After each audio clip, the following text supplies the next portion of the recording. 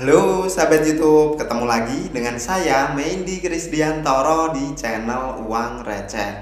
Bagaimana kabar kalian hari ini? Tentu saja dalam keadaan yang baik ya. Nah teman-teman, beberapa hari belakangan ini Bitcoin cukup drop dan sepertinya nih bakalan menyentuh level 25.000. Benarkah hal itu bisa dicapai Bitcoin teman-teman?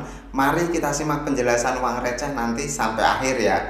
Dan Uang Receh di sini juga akan selingi dengan masih bimbangnya pemerintah Amerika Serikat sana antara Joe Biden dengan McCarthy soal debt ceiling teman-teman. Hal ini, pembicaraan ini masih akan terus berlanjut sampai sekitaran tanggal 12 Mei tahun 2023. Nah, buat kalian yang penasaran bagaimana Uang Receh ngupas ini dan saling keterkaitan satu sama lainnya, simak penjelasan Uang Receh sampai akhir.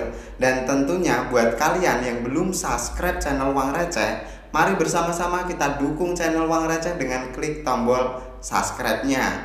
Dan jangan lupa nyalakan icon loncengnya agar setiap channel Uang Receh itu upload video terbaru, kalian langsung dapat notifikasinya guys. Tanpa berlama-lama kita ke CPI terlebih dahulu teman-teman. Nah teman-teman, kalau melihat data CPI yang kemarin keluar di tanggal 10 Mei, Uang Receh sebenarnya cukup bernafas lega. Karena apa? Kita nggak jauh-jauh dari angka konsensus, yaitu untuk di bulan April sendiri berada di angka 44,9%, sedangkan untuk forecast dan previous berada di angka 5% teman-teman. Di sini cukup ada gap, artinya hal selama ini yang dilakukan oleh The Fed soal kenaikan suku bunga cukup efektif membendung yang namanya inflasi. Tapi teman-teman, di luar sentimen inflasi yang menurut Uang Receh itu cukup oke, harga Bitcoin kok justru malah drop. Ada faktor lain nih sepertinya yang mempengaruhi harga Bitcoin tidak seperti biasanya. Kalau mendengar sentimen positif biasanya langsung naik dan lompat ya teman-teman. Nah, di sini Uang Receh punya dugaan nih, baru sekedar dugaan teman-teman, bahwa harga Bitcoin itu masih cenderung sideways atau bahkan drop dari posisinya ya, karena salah satu hal ini. Nah, kita akan coba bersama-sama bedah ya teman-teman. Kemarin kita beberapa minggu lalu itu diperdengarkan atau dipertontonkan oleh isu Amerika default atau gagal bayar ya teman-teman, karena utangnya sudah mencapai 31,4 triliun US dollar. Artinya itu sudah menyentuh batas atas untuk utang Amerika Serikat, atau istilah kerennya adalah debt ceiling teman-teman. Nah, hal ini belum terjadi kesepakatan antara Demokrat dengan Republik teman-teman. Artinya di sini ada sekali lagi mungkin kekuatan politik ikut bercampur tangan di dunia finansial antara Demokrat, Joe Biden dan McCarthy selaku Republik teman-teman. Nah, hal ini terus-menerus berkelanjutan teman-teman. Efeknya apa jika nanti sampai tanggal 1 Juni tahun 2023 penentuan tentang batas utang Amerika Serikat belum juga dinaikkan? Ada kemungkinan Amerika Serikat akan mengalami yang namanya deep recession teman-teman. Cukup banyak pengangguran dan tidak tahu lagi nanti efek berantainya akan seperti apa. Bisa jadi efeknya akan cukup parah ketimbang krisis di tahun 2008 ataupun krisis di tahun 97-98 untuk Indonesia dan wilayah Asia teman-teman. Nah, hal ini tentunya bukan tanpa pembicaraan. Joe Biden sekarang itu sedang intens melakukan pembicaraan dengan McCarthy soal penaikan plafon utang dari Amerika Serikat. Nah, ini ada sebuah berita di sini menjelaskan Biden McCarthy di fight over debt ceiling but talks continue. Artinya belum ada keputusan teman-teman. Mereka itu melakukan pertemuan pertama kali di tanggal 9 bertujuan untuk membahas soal plafon utang Amerika Serikat yang sudah menyentuh ke ambang batas gagal bayar teman-teman.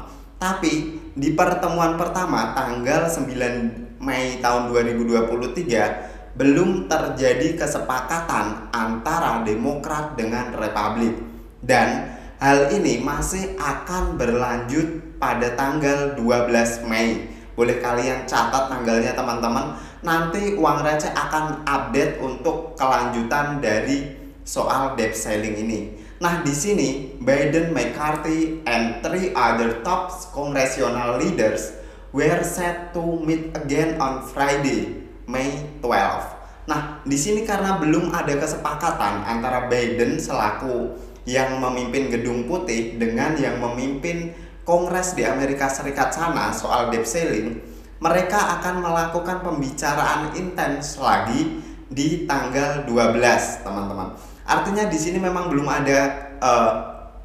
ada keputusan lebih lanjut soal penaikan plafon. Dan misalkan ada, teman-teman, di sini Uang Receh berpikiran mungkin nanti dari pihak Republik akan mengajukan syarat yang cukup banyak, entah itu syarat mulai dari penghematan anggaran ataupun yang lain sebagainya. Nah, kita simak lebih lanjut nanti di tanggal 12, teman-teman. Nah, kita cek untuk grafik Bitcoin di time frame harian.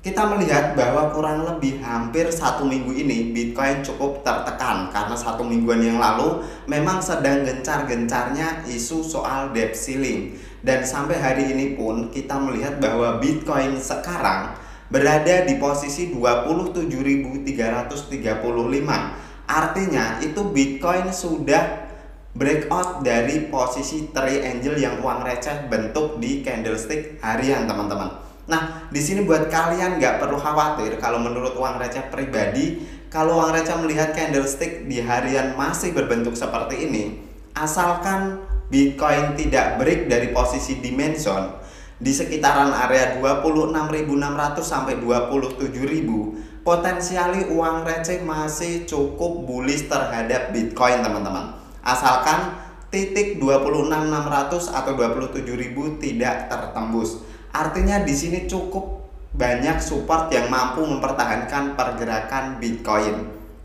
Nah, jika Bitcoin berhasil break, teman-teman, dari posisi dimensionnya ini, ada potensiali Uang Receh akan menunggu konfirmasi untuk Bitcoin pullback seenggak-enggaknya menyentuh posisi 27 ribuan lagi. Dan after itu mungkin Uang Receh akan mengambil probabilitas untuk bermain di short position dengan rasio yang cukup mepet, teman-teman. Artinya Uang Receh akan menjagain kalau Bitcoin seandainya break dari posisi 27.000, ada pullback dan Bitcoin melanjutkan penurunannya ke posisi major supportnya, yaitu berada di posisi sekitaran 25 ribuan. Ini menurut Uang Receh pribadi tergantung dari hasil besok sekitaran tanggal 12 antara Biden dengan McCarthy, ya, teman-teman. Nah, kita cek di time frame 4 hourly, apa yang bisa kita manfaatkan di time frame 4 hourly. Nah, di sini untuk time frame 4 hourly kita melihat Bitcoin berhasil break posisi low-nya di sekitaran tanggal 2 Mei tahun 2023. Artinya memang kita sedang berada di strong bearish, teman-teman.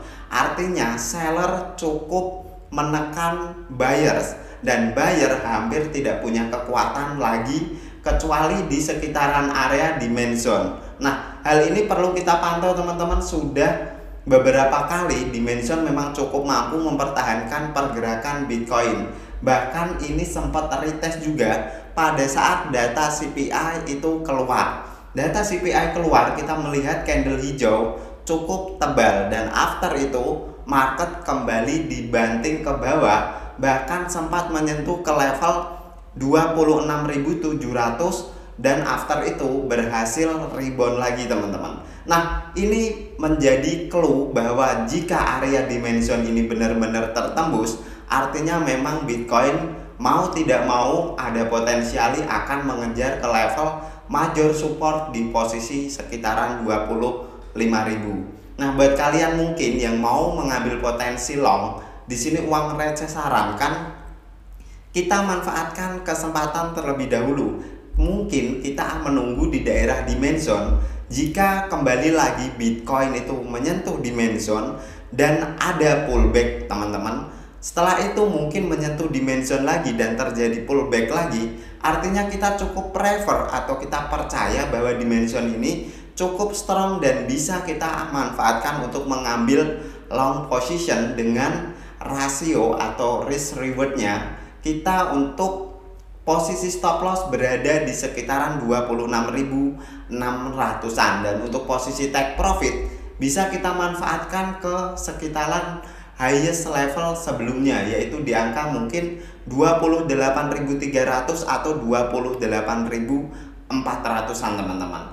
Nah, itu adalah price action Bitcoin di time frame 4 hourly. Kalau kita cek di time frame hourly, di time frame 1 jam, di sini kita melihat memang hampir satu harian ini Bitcoin bergerak di dalam sideways. Hal ini mengindikasikan bahwa market itu masih ragu-ragu teman-teman, karena belum ada kepastian baik itu dari debt selling ataupun sentimen positif yang lain, dan itu semakin menganggap atau membuat market di dalam keraguan-raguan besar untuk mempertahankan sisi bull ataupun sisi bear-nya teman-teman. Nah, di sini untuk hari ini kita bisa melihat bahwa market masih cukup sideways, dan kita pantau saja sampai untuk di sekitaran area dimension yang uang receh tadi berikan teman-teman. Nah, karena di sekitaran area situ uang receh melihat Bitcoin akan cukup mampu mempertahankan pergerakannya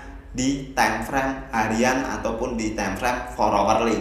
Nah, kesimpulan dari video uang receh pada kesempatan kali ini, menurut uang receh pribadi, asalkan Bitcoin secara time frame harian tidak close di bawah 27.000, uang receh masih punya potensi atau uang receh masih punya probabilitas cukup besar untuk Bitcoin melanjutkan sesi bull marketnya.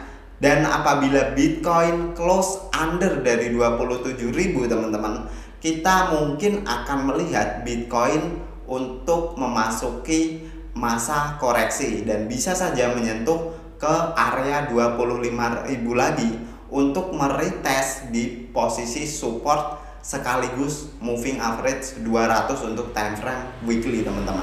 Nah, sekian dulu untuk penjelasan uang receh pada kesempatan kali ini. Buat kalian yang tertarik dengan video ini, bisa dibantu share, bisa dibantu infokan ke teman kalian, dan jangan lupa subscribe channel Uang Receh.